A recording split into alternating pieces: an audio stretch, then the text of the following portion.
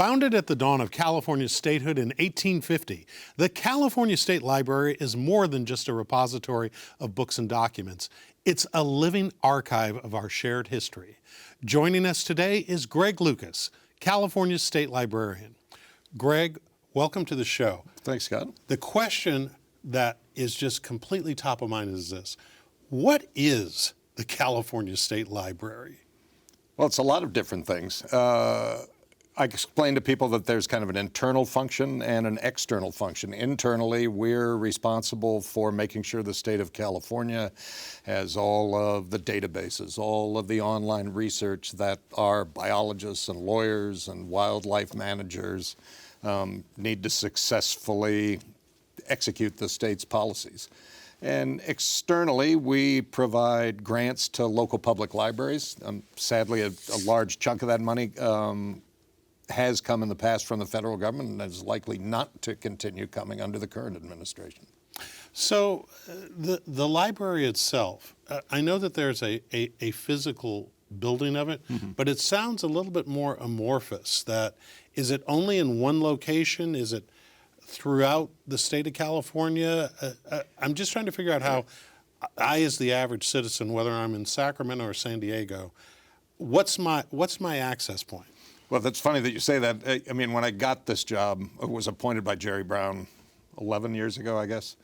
I was bragging to my daughter about all the amazing stuff that we have at the State Library. And I said, you know, and if you come to our reading room between 9:30 and 4:30 in the afternoon, like we'll bring it out and you can look at it. And she's looking at me like, are you kidding? Like, that's not access. And so we've spent, so yes, there's two physical buildings in Sacramento, and there's an older building, and so I'm in that building with the other antiques. And then there's a more modern building across the street where a lot of the physical materials we're in charge of are kept. But we've made a really conscious effort to make things more accessible digitally through our website, because it doesn't, like, it's not our library. Like, it's your library. It's California's Well, you library. talk about some of the cool stuff that the library has in it. Give us just a taste of that, because for many of us, we know that it exists. We've heard the name, but we don't know what's inside of it. So what is it we're missing out on? Well, where to begin? Because I'm kind of weird. I think one of the most extraordinary things we have is Tiburcio Vasquez's mustache. And Tiburcio Vasquez was kind of a thug criminal of the 19th century. And smart guy. He's about to be hanged, and so the night before he gives interviews to the LA Times and the Chronicle about how he's a victim and he's oppressed and everything else. And so somehow, I really should figure out what the story is, but somehow we got part of the rope that hanged him, a lovely photo of him, and then there's an envelope where you open the envelope and pull it out, and it's like the guy's His mustache. Yeah, and it's sort of like, okay, why did we keep that? Like, why? There was somebody on the scene who said, you know, we should keep Tiburcio's mustache for posterity. But there's other extraordinary things, like, so California owns a Shakespeare First Folio. And Really? And I guarantee you, it's the only place where you can walk in the door and say, hey, I want to look at my Shakespeare First Folio, and we'll bring it out to you. Really? We'll hover, you know. Of course. But we'll bring it out to you. And we have one, there's a second copy, actually, that's in pieces. And there's a page, I want to say it's Macbeth. But so, you know, like on old books, there's always big fat margins right around everything. And in the bottom margin on this page from Macbeth, there's a series of handwritten letter Ys, which they've carbon dated or whatever to about 100 years after the book came out, or the folio was first published. Sure. And so what I love about that is, okay, how did that happen? Right? There must have been a kid, like he's in school, and he's got to practice his handwriting, right? And so the big old fat margin at the bottom of the page is sticking out from a pile of books, and he just draws his Ys on there.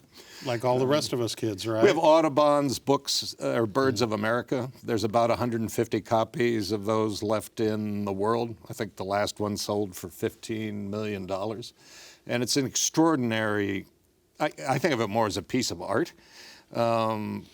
because each page of each species of bird is the correct size of the bird, and beautifully painted. Sadly, I didn't know this before I became the state librarian, but every one of those birds was killed and posed with wire.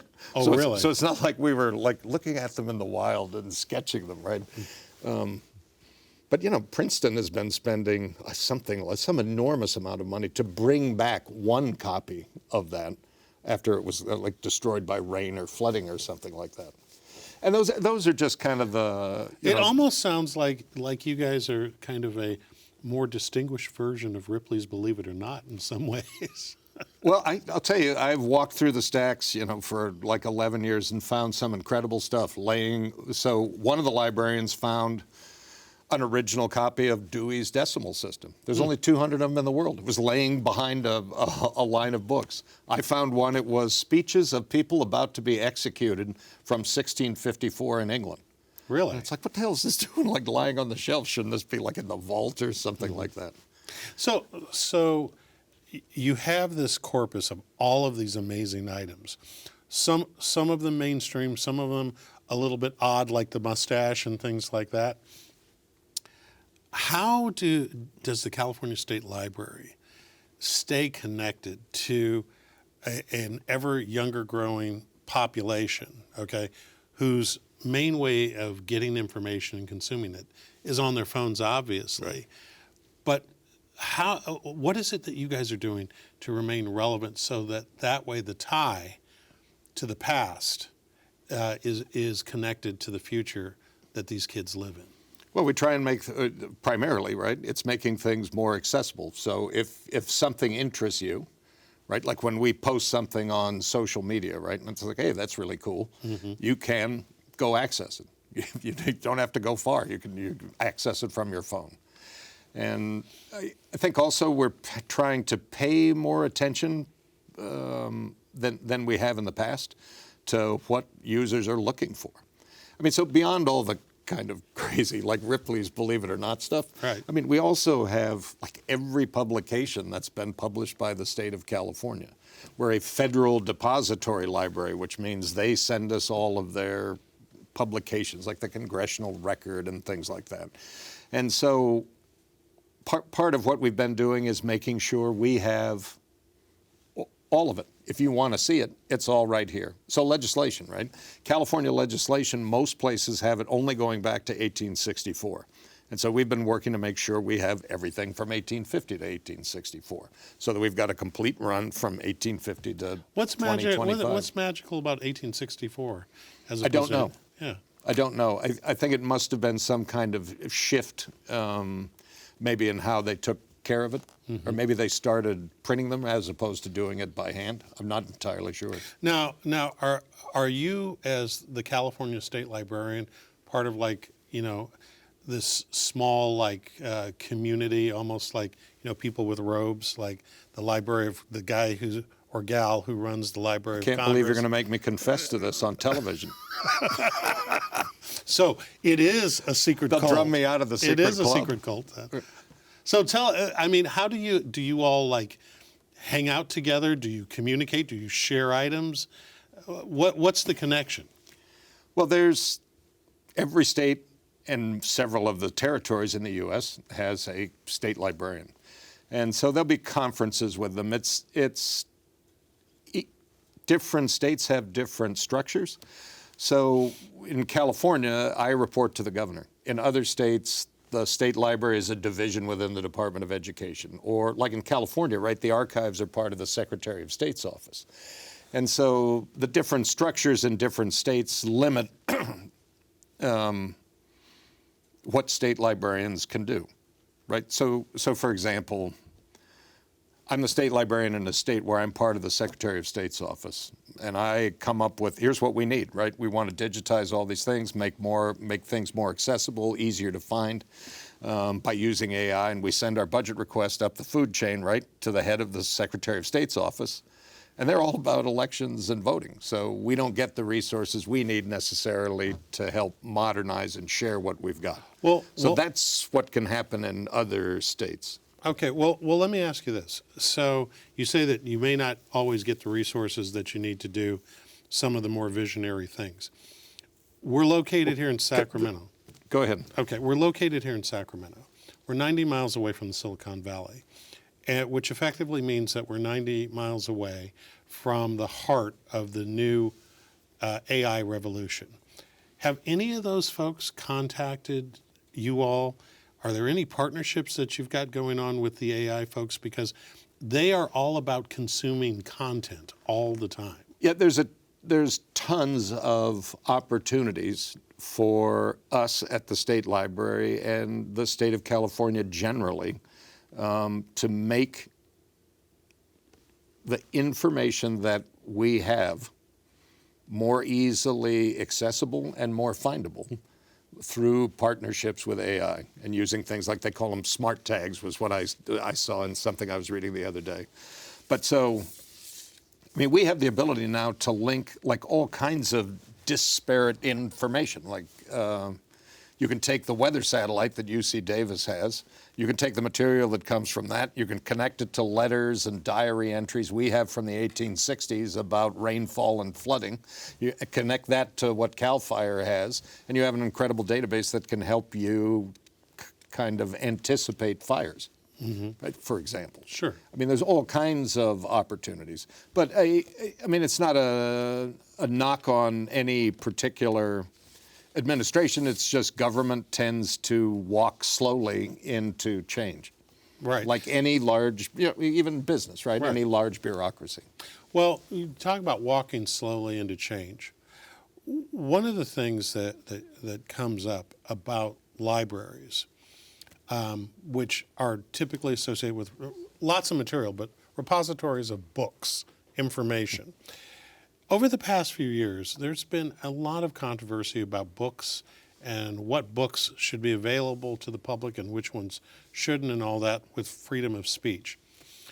What do you think is the role of libraries as protectors or defenders of access and speech itself? Or is there a role? Well, I think libraries de facto play a role by providing information for the communities they serve.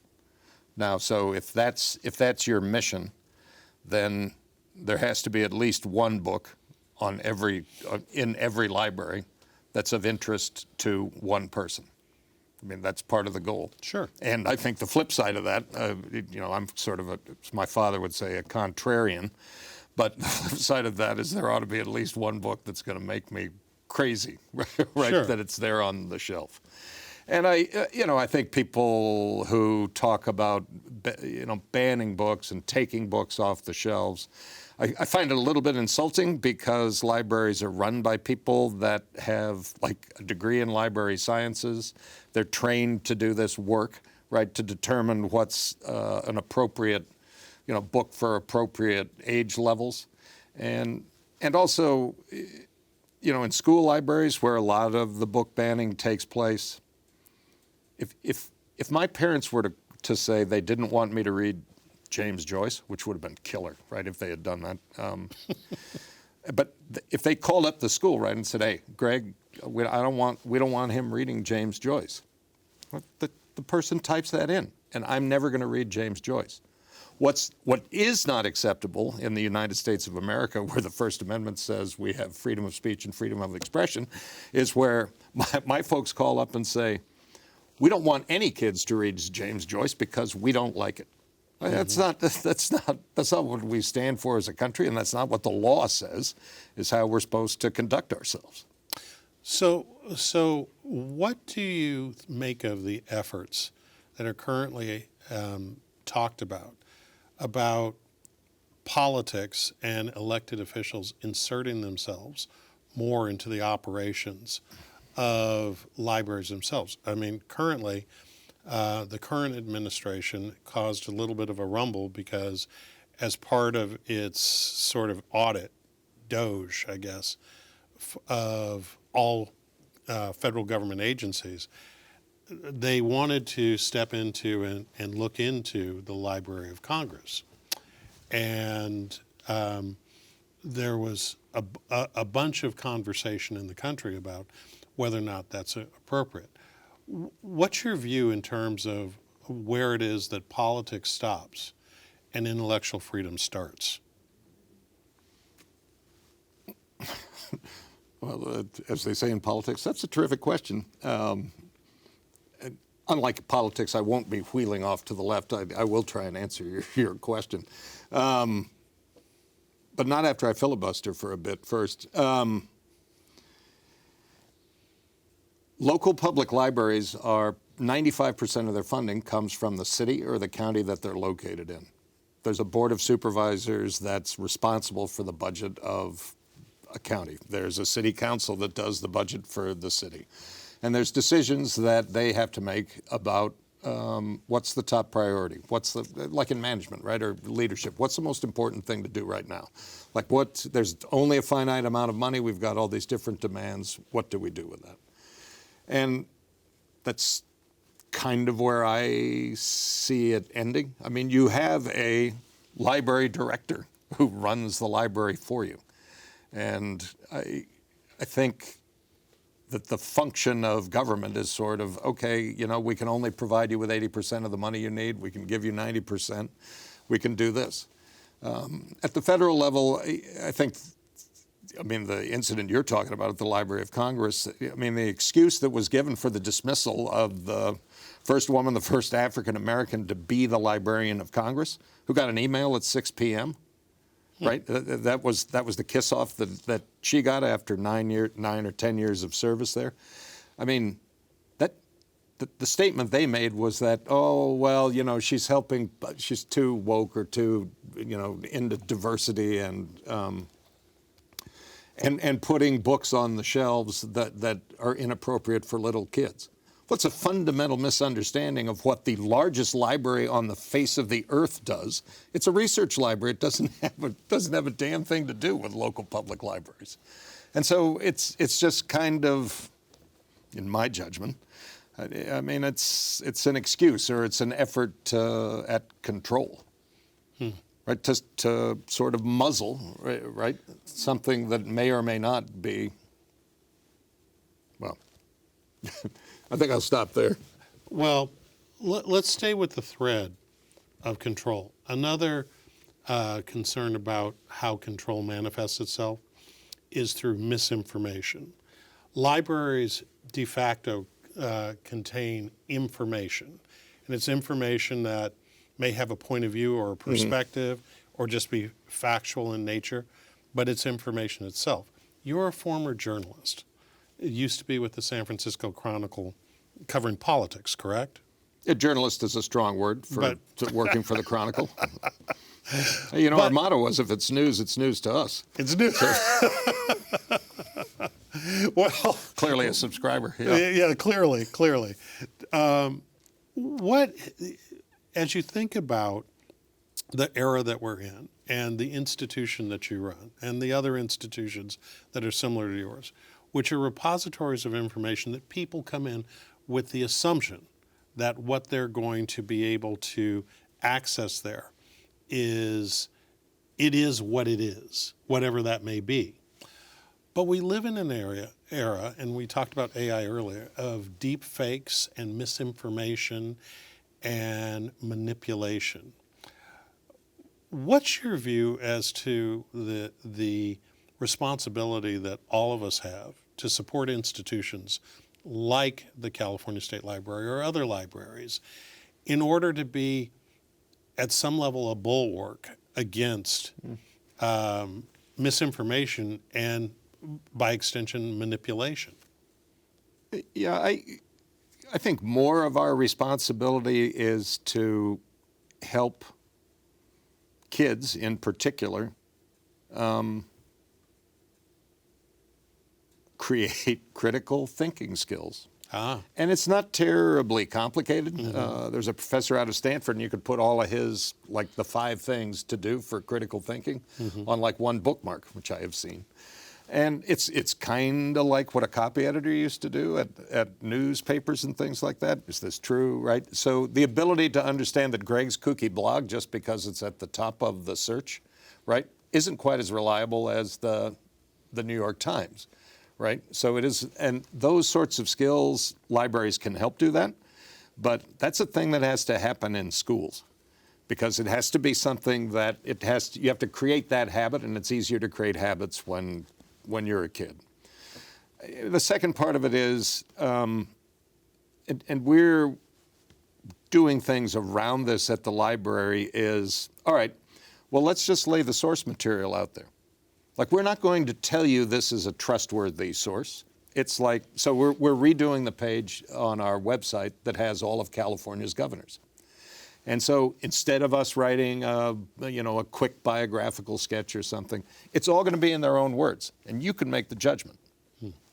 So if you want to learn about Peter Burnett, who was California's first governor and took some time in his inaugural speech to encourage Californians to scalp Indians because the state of California would pay them money if they did so. You're kidding. Or Earl Warren, right? You can look and see who these people are in their own words. So we're not part of it. We're just putting the information out there for you.